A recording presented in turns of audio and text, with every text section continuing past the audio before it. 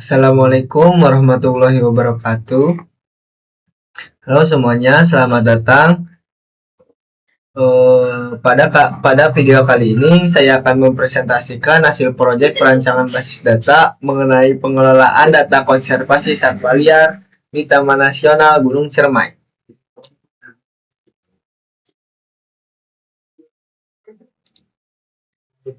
Nah, sebelum masuk ke materi, di sini saya akan memperkenalkan diri saya. Nama saya Ahmad Fauzan Arifin dengan NIM 2025 081 0060. Saya dari kelas DNFC 2025 01. Saya dari Fakultas Ilmu Komputer, Prodi Teknik Informatika, Universitas Kuningan. Nah, pada video ini dibuat khusus untuk memenuhi tugas mata kuliah teknologi basis data yang diampu oleh dosen pengampu kami. Nah, tanpa lama-lama kita lanjut ke pembahasannya. Nah, di sini ada latar belakang. Nah, kita mulai dari latar belakang.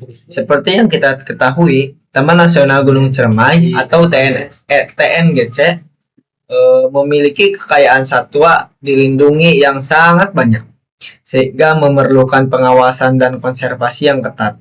Namun, patroli dan pelaporan di lapangan saat ini masih menghadapi beberapa kendala, seperti keterlambatan penyerahan berkas serta data temuan yang kurang lengkap. Jadi, karena itu, diperlukan sebuah sistem digital berbasis data yang efektif untuk memantau habitat dan mencatat laporan patroli secara akurat. Nah, salah satunya memanfaatkan teknologi Smart Patrol. Nah, berdasarkan masalah tersebut, tujuan utama dari perancangan sistem basis data ini adalah yang pertama, itu untuk membantu proses pendataan dan pemantauan satwa secara digital. Terus yang kedua, ada itu untuk mempermudah petugas di lapangan dalam melakukan patroli dan menyusun laporan. Terus yang ketiga itu untuk mengurangi tingkat kesalahan atau inkonsistensi data laporan. Nah, lanjut yang terakhir itu yang keempat itu untuk bisa untuk mendukung penuh upaya kelestarian satwa hutan di Taman Nasional Gunung Ciremai secara terstruktur. Nah, lanjut. Nah, di sini ada data hasil observasi. Nah, berikut adalah data hasil observasi yang menjadi dasar perancangan database yang telah saya buat. Nah, ada beberapa satwa yang dilindungi yang menjadi objek utama pengamatan. Di antaranya ada macan tutul, elang Jawa yang berstatus kritis, lalu ada surili hingga katak merah Ciremai. Nah, pada aktivitas patroli rutin ini idealnya dilakukan minimal 3 hari sekali oleh petugas konservasi. Nah, ruang lingkup wilayahnya sendiri itu dibagi ke dalam beberapa zonasi resmi Gunung Ciremai, yaitu meliputi zona inti, zona rimba, zona rehabilitas, zona pemanfaatan tradisional, hingga zona religi. Nah, semua data aktivitas inilah yang nantinya akan diintegrasikan ke dalam sistem digital. Nah, lalu kita lanjut ke slide selanjutnya. Nah, di sini ada normalisasi atau UNF. Di sini saya di sini sebagai mahasiswa ilmu komputer, tantangan utama kami adalah bagaimana mentransformasikan data lapangan tadi menjadi struktur tabel database yang optimal melalui proses normalisasi. Nah, pada tahap awal yaitu UNF. Nah, di sini data observasi Taman Nasional Gunung Ciremai masih dalam bentuk tidak ternormalisasi. Nah, di mana semua informasi seperti nama satwa, zona, metode patroli, dan hak akses bertumpuk dalam satu dokumen kasar.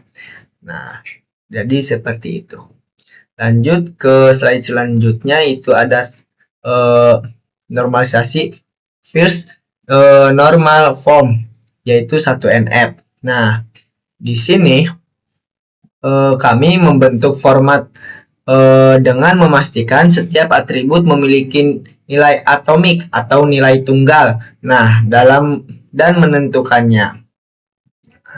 Di sini saya menentukan dengan salah satunya itu ID satwa sebagai primary key yang terletak di awal. Terus ada slide selanjutnya yaitu 2NF. Di sini pada bagian ini kami mulai memisahkan tabel berdasarkan ketergantungan fungsionalnya seperti dua bagian besar, yaitu tabel satwa dan tabel operasi patroli. Nah, di sini di dalamnya ada ID patroli sebagai primary key dan ID satwa sebagai primary key. Nah, di dalamnya itu memiliki atribut-atribut yang sesuai. Lanjut ke tahap selanjutnya yaitu 3NF. Ya, di sini saya melakukan untuk data observasi Taman Nasional Gunung Cermai. Nah, pada tahap ini di tahap terakhir untuk menghilangkan ketergantungan transitif. Nah, kami di sini saya merancang hingga tahap akhirnya, dan hasil akhirnya menghasilkan 6 tabel yang saling berelasi secara efisien, yaitu tabel satwa, zonasi, patroli. Nah, di tabel patroli ini itu bertugas untuk mencatat frekuensi dan penggunaan aplikasi Smart Patrol. Nah, jadi ketika orang yang bertugas berpatroli itu akan mencatatnya lewat aplikasi tersebut. Nah, lalu ada tabel laporan dan tabel hak akses pegawai. Seperti itu. Nah, di sini saya akan lanjut ke slide selanjutnya, yaitu untuk menerangkan diagram konteks, nah, dan juga diagram alir atau DFD level 0. Nah, seperti itu. Nah, di sini pada diagram konteks, setelah struktur tabel database-nya sudah matang, di sini kita tinjau lebih lanjut bagaimana aliran data tersebut berinteraksi dengan pengguna melalui diagram konteks. Nah, diagram konteks ini memposisikan sistem pengelolaan data konservasi satwa liar di Taman Nasional Gunung Cermai sebagai salah satu proses inti di tengah. Nah, yang dikelilingi oleh 3 entitas eksternal. Yang pertama petugas TNGC atau petugas lapangan, itu yang berfungsi untuk bertindak sebagai data feeder utama. Nah, jadi mereka memasukkan kredensial berupa user dan password, lalu menginput data satwa, data habitat, data zona, data patroli, data temuan, dan yang lainnya. Nah, itu sebagai timbal balik sistem memberikan output informasi, habitat, jadwal patroli, dan riwayat laporan transkripsi. Nah, lalu di bagian yang kedua itu ada kepala balai atau KSBTU dan KSBTU. Nah, pada entitas ini itu bertindak sebagai validator dan pengambil keputusan. Nah, jadi mereka itu menginput parameter permintaan laporan. Nah, output yang dikeluarkan oleh sistem berupa dokumen seperti laporan harian, laporan bulanan, atau laporan per 3 bulan atau tribulan. Nah, dan juga ada rekaman data patroli serta statistik perkembangan satwa yang dilindungi. Terus lanjut ada yang ketiga yaitu pihak luar atau peneliti. Nah, mereka itu sebagai entitas sekunder. Nah, jadi mereka itu yang memerlukan akses data riset ilmiah. Nah, lalu alurnya itu datanya wajib dimulai dari pengajuan permohonan izin. Nah, jadi mereka itu harus meminta izin dulu ke Balai Taman Nasional Cermai dan lalu menyerahkan proposal data penelitian. Jika disetujui, sistem akan mengeluarkan output berupa informasi konservasi dan data satwa secara legal. Nah, seperti itu. Lanjut ke proses selanjutnya itu DFD level 1 bagian proses kedua. Nah, di sini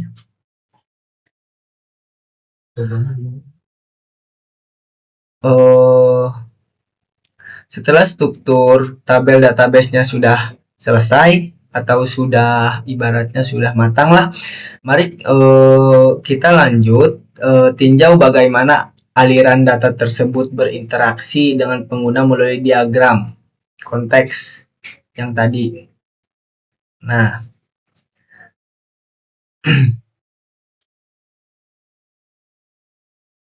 Nah, untuk menjabarkannya, proses tunggal tadi ke dalam fungsi-fungsi yang lebih spesifik, kami memecahkan ke dalam data flow diagram yaitu level 1. Nah, di dalam DFD level 1 ini, aliran data utama dibagi menjadi beberapa subsistem fungsional. Nah, beserta penyimpanan datanya atau data store. Nah, bagian pertama yaitu proses kedua yaitu untuk mengelola admin. Nah, fungsi ini dikendalikan langsung oleh Kepala Balai Taman Nasional Gunung Cermai. Nah, yang di dalamnya terdapat subproses seperti menambah, melihat, mengubah, dan menghapus data akun administrator. Nah, tujuannya adalah memastikan hak akses sistem tetap akurat dan aman.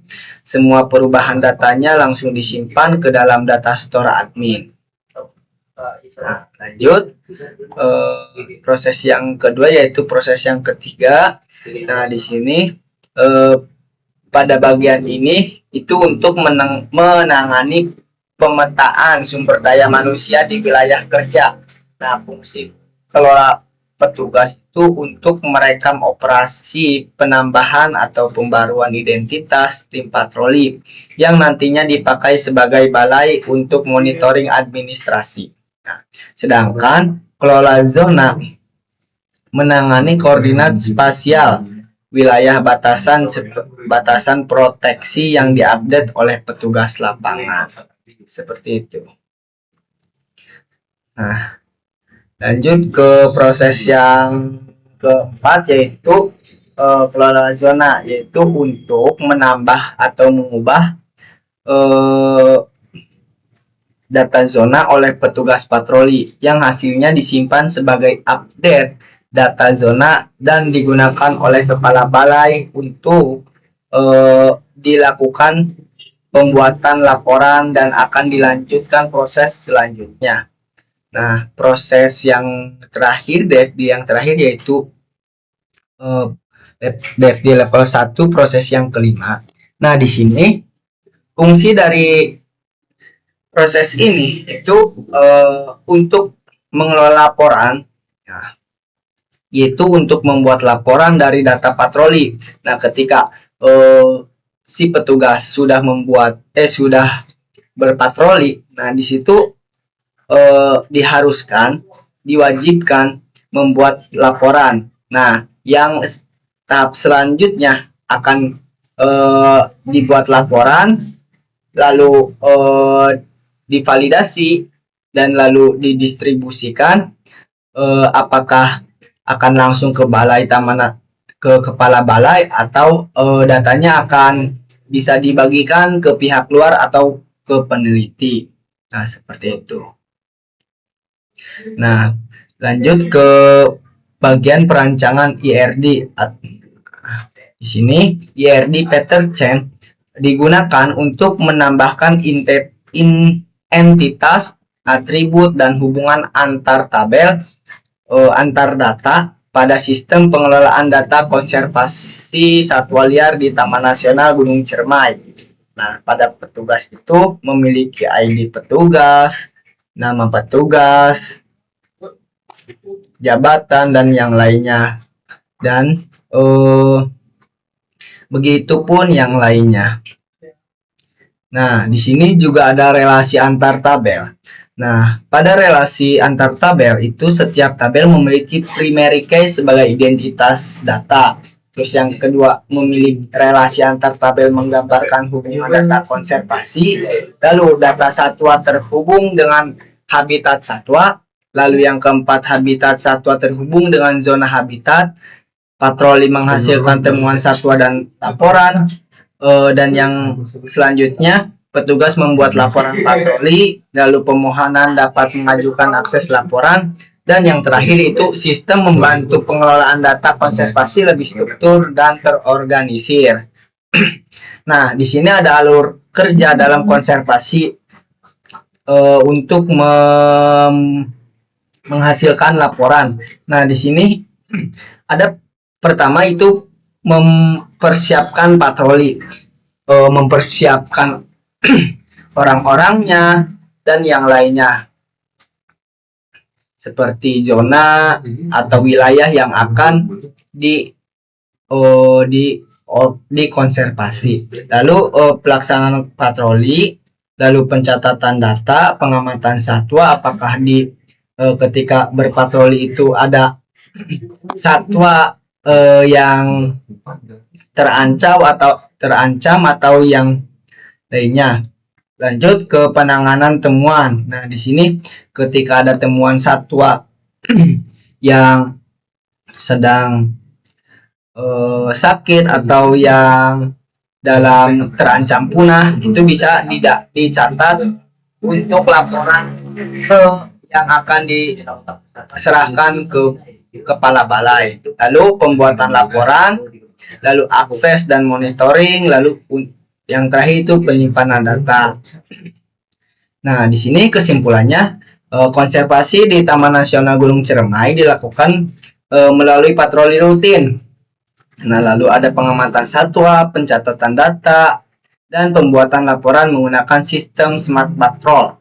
Nah, untuk mencatat semua kegiatan yang sedang dilakukan. Kegiatan ini membantu memantau kondisi satwa, habitat, serta menjaga kelestarian lingkungan agar tetap terawat dan dengan baik.